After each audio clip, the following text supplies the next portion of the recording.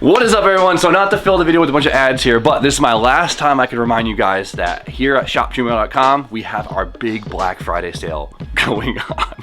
Our big Black Friday.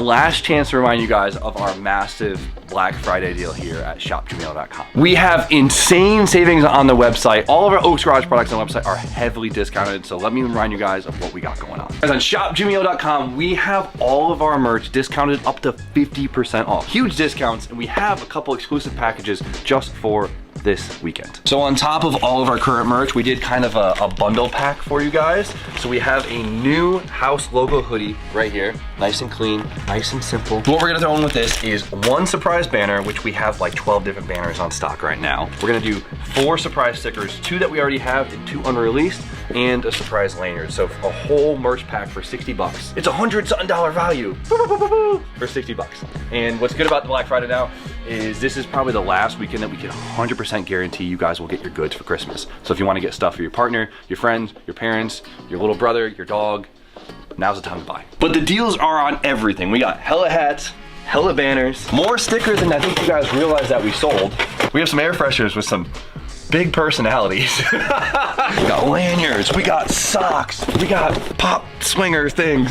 Hard goods heavily discounted like skateboards, bags. We have water bottles somewhere in here. We found a bunch of tees from older drops throughout the year, so if you missed out on some of those, you might get lucky. All right, I'm almost done, but the orders that are over $100 get free shipping, which really does add up. And of course, if the orders are bigger, I'm gonna make the guys throw in some pretty special treats, some stuff we have laying around that I think you guys would be excited about. So of course, guys, don't miss out. This sale goes till Monday at midnight, so don't miss out. Get yourself some Oaks Garage goodies at a discounted price and have it fresh for the holidays. But for now, we got a lot of work to do, so let's get to it. All right, boys, in the last video you saw that we got the drivetrain, our 1,000 horsepower drivetrain, inside the S14 Pro car. So since the trans tunnel is basically finished up, and so is, well, the majority of the front end, we were able to put this thing in for hopefully good.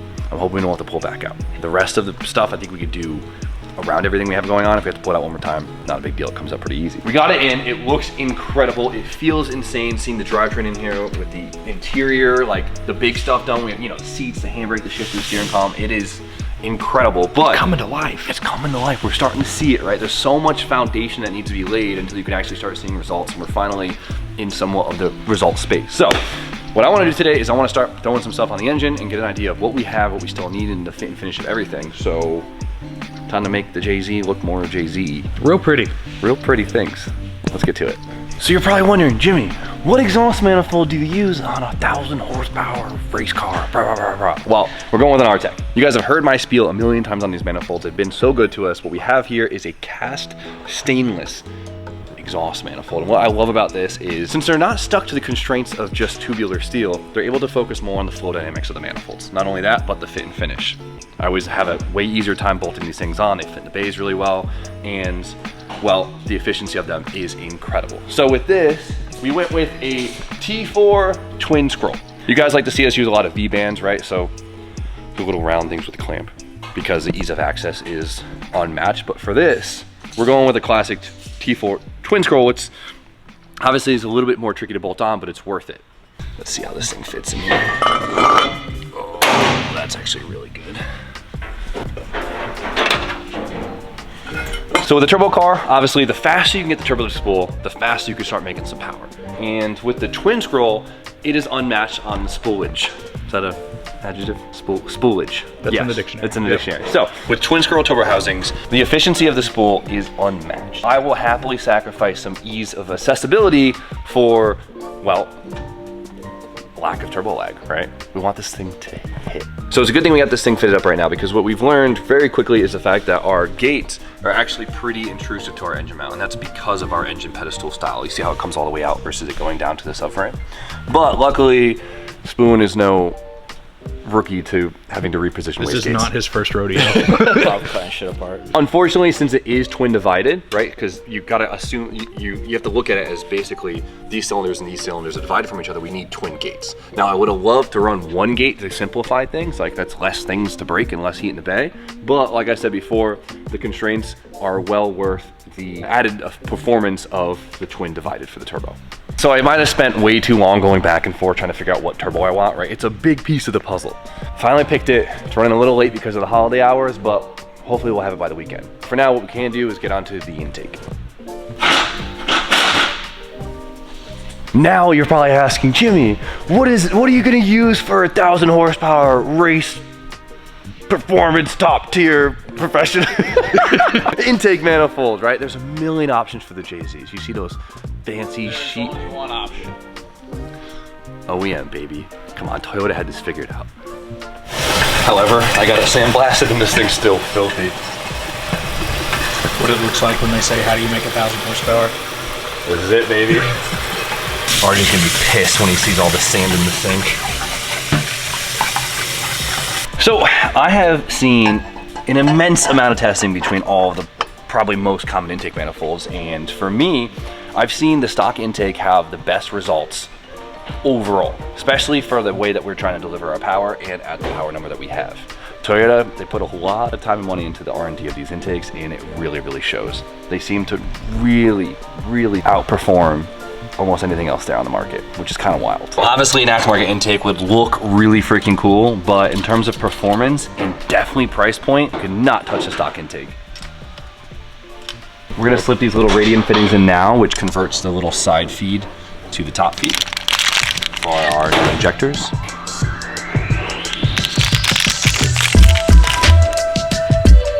We're gonna mock up the fuel rail for now. We don't have the injectors, but this will allow us to start mocking some hoses up in place.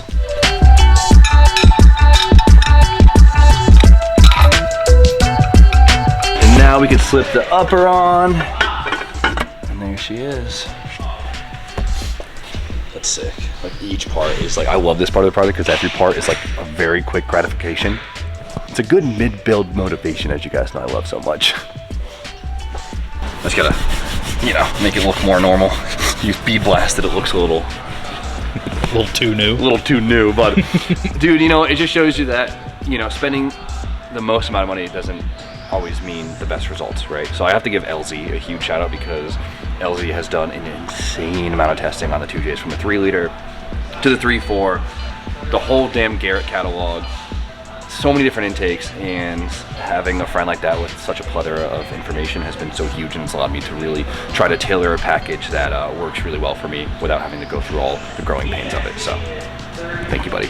All right, so the next big thing is gonna be the throttle body, because, you know, with a stock intake, you don't wanna utilize a factory throttle body, because if you guys remember, it has the crazy like electric motor in it for the traction control. You telling me you don't want traction control in this thing? Traction control in this thing?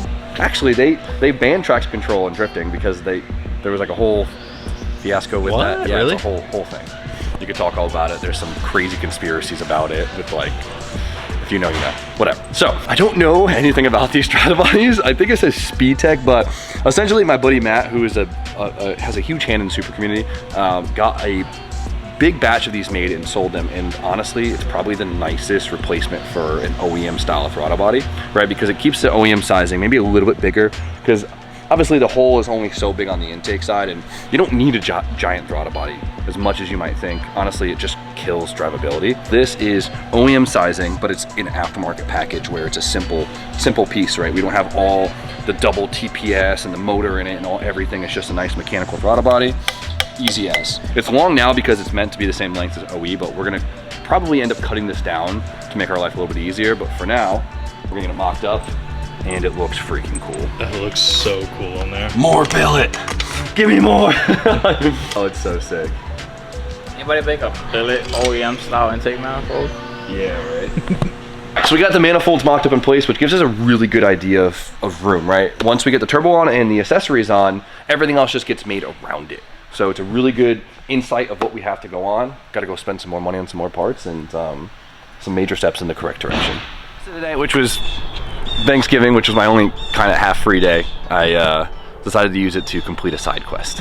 As you guys know, I have my little 180 we've been talking about as a little side quest activity, and I had to bring it to the cage builder this weekend because it's the only window he has for the next few months, and I couldn't miss out on that. So I had to drop it off last night, but I was also able to pick up a few goodies, and I filmed a whole vlog on this for Patreon. So if you guys want to check that out, of course, links in the description for the Patreon boys. Hope you like it. But it kind of cycled into a second side quest. So forever ago, I actually traded, oh, I scratched the shit out of my truck. And it's a truck. I traded my buddy a bunch of goodies for some other goodies. Your boy can't stay away from these things, dude. Notch top SR20. So we have a little mystery notch top here. Nothing beats a nice mystery SR. Long story short, my buddy needed a pile of parts that I had, and I didn't need them, and he knows I'm a big sucker for SR, so he offered me this SR swap. And it's been sitting for the pile of parts. Yeah, it's been sitting in this basement for months. I've had no excuse to pick it up, but I dropping the car off and I was like, I think it's time. And you know what? Like, it kind of works. Like, this might be the engine for the 180. But if you're a Patreon, you know we have other plans potentially for it. I'm still trying to make up my mind, but mystery SR, we love that. This could potentially be completely blown up in the inside or be perfect. So we're gonna find out. That's what makes it a mystery. That's what makes it so fun. We'll be doing that on Patreon, and then what's sick about it, it came with a trans. Trans is really clean. Love that. All my friends keep stealing all my small box transmissions, so it's kind of nice to get another one back. Brian's probably gonna need it. Yeah. He's a hard one on the gear. I haven't even opened the tote yet. This is exciting stuff. Ball bearing T28, okay. What do we got? Stock clutch. That's good news. And look at new throttle bearing and everything. So it makes me think maybe the guy, maybe it was in a stock car because it had a stock clutch, and he bought new things. So maybe he was going to put it into another car, which means it might be good. We're using like context clues here. Yeah, you're reading the environment. I'm trying to put this whole plan together. Okay, power steering pump. Yes. Bunch of new parts. Okay, so new parts can either mean, oh, I'm refreshing this motor because it's good, or new parts can mean, okay, this engine's smoked, so I need a bunch of new parts. Got all the brackets, which is huge when you buy. I've bought an engine before with no brackets on them. Piecing the brackets suck. So keep that in mind if you buy an engine. You can get it with the brackets, it makes your life a hell of a lot easier. The little things add up. Dude, so much. Like, I mean, I think about like the LS, having to piece together all the accessories for that. It's like another 1,200 bucks in like a week of my life just searching for parts. I think car guys, we have this issue of like, we'll get like one good deal on one thing and we're like, we'll figure out the rest later on. I can afford this right now. But you end up shooting yourself in the foot pretty bad. But if you've done it enough, you kind of know like what you could sacrifice. Cool, intake, which is huge. Intakes are expensive. There is a rear pinion gear in here. Interesting. Starter, alternator, dude, it all adds up. It looks like it was a low mile engine. It looks clean. Yeah, we're gonna find out. But, all right. Figured I had to give you an insight of the problem. Your Black Friday excursion. My Black Friday excursion. We're gonna go through this on Patreon, probably pull the engine apart, go through it, and we're just gonna have some fun with it. Try not to take away from any time at the channel. More junk, gotta love it, but let's get back to work on the Pro car. Well, look what decided to show up. An expensive box. Another Christmas present. Another Christmas present. Look at that big. It looks like a big mouth bass, doesn't it? Look at that. Turbo officially. Look at that. That's some shit. This turbo looks like it got a deep voice. You know what I mean? Like, that's sick. Aluminum core. Feel like that is. Sorry. That's Oh wow. the Borg Warner. Boys, big Borg Warner guy. This is different. I'm excited. Honestly, like 18 pounds, less than that. I like how you're so in tune with how much a car weighs. All right, hold on. Let's get this thing mocked. I want to see this thing on the car before I even talk about it. I'm too excited. Too excited for this. More stainless. You love that. It ain't billet. Next best thing. No, the instant gratification of this video is so good. Obviously, we're just dry fitting everything. Most of it could stay, but like, it is so cool to see all this stuff on the car. It makes it feel real. But you know what's crazy? It doesn't come with any clamps or any hardware. Turbo Smart really holds it down on that one. I know this has been the theme, but look how freaking cool this looks like. The engine looks ridiculous right now. This looks like a race car package. First step is looking the part, right? But no. So what this is a Borg Warner EFR 9274. So I've always had a kind of a bad impression of Borgs my whole life. I've always just thought about like clunky old diesel turbos people slap on 2Js and make boost eventually. Like that's like, come on, that's the thing. I mean, spool up eventually. They'll spool up eventually, but you can't kill them, right? We put a $700 Borg Warner turbo on the journal bearing Borg on the FC, and it kind of loved it. Rotaries are different, but my buddy Seamus has been trying to get me on the EFR wave for a really long time now. Honestly, everyone I know who's ever kind of messed around with EFR turbos or the EFR series of Borg Warner has had nothing but incredible things to say about it. And so, you know, I got my kind of long block inspiration from LZ, but I definitely got bullied into trying out an EFR series turbo from my buddy Seamus at Taylor Chassis Solutions. I'm excited to see the light. Now, Borg Warner, as you guys know, is a massive company. They have been in the automotive space for a very long time. They do a lot of OE stuff, and the money that we know they can invest in R&D is ridiculous. And the EFR series has been out for a long time now, but the efficiency of them is absolutely ridiculous. This was a OEM budget turbo with the intention of race performance, which is cool. Like when do you get that mix? They have a very, very lightweight turbines, so they're really known for their quick spool. You can get an aluminum center cartridge, which is nice because of the weight. And another dope thing is they can come with internal blow-off valves and an internal boost controller. So it's two things you don't gotta buy, already on the housing. And honestly, it just looks like a race car turbo, and I think it's really cool. So I'm really excited to give the EFR a shot, and I figured this car was the best car for it. It's a big turbo, but it should light off really hard, and I'm expecting really good things. So we're gonna find out, but I think this thing's gonna do us extremely well. We have our long block assembled with the main accessories on it, and honestly, once we get the wastegates in and I get my accessory bracket in, from there, it's basically just connecting the dots. It's really just kind of connecting the whole package with lines, reservoirs, and wiring. Easier said than done, right? That's the tedious stuff, that's the pain in the ass stuff. This is the easy part, just bolting on big stuff. But it's good, we have all the main things on, so we can start doing some mocking up lines, figuring out what we're gonna do for downpipes, what we could fit, and honestly just really putting together a game plan here. But the last thing in the front that we really have to fit, that's gonna be the big piece in the front, is the intercooler. So I've been dying to kind of mock something up in there to see what it looks like, so let's give it a shot.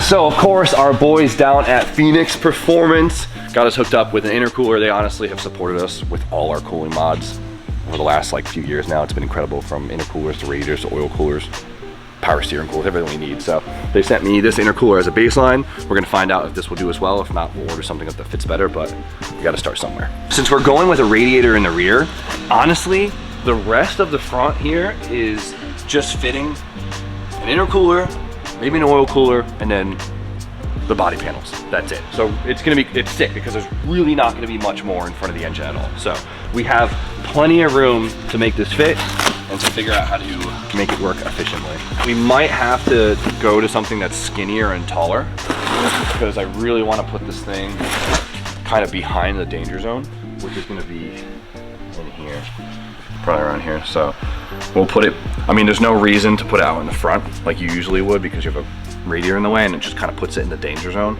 We want like that smush zone, right? You see it in pro drifting. We want to be able to not even have to think about those close transitions, and putting all the important stuff that can get damaged behind the front is huge. Yeah, because you can make the next run without any body panels. Exactly. But you don't want to wipe your intercooler off because some guy choked up on the transition. I mean, it's nice though. Most rear of FD cars are super soft too, so you could put these things into each other without major repercussions.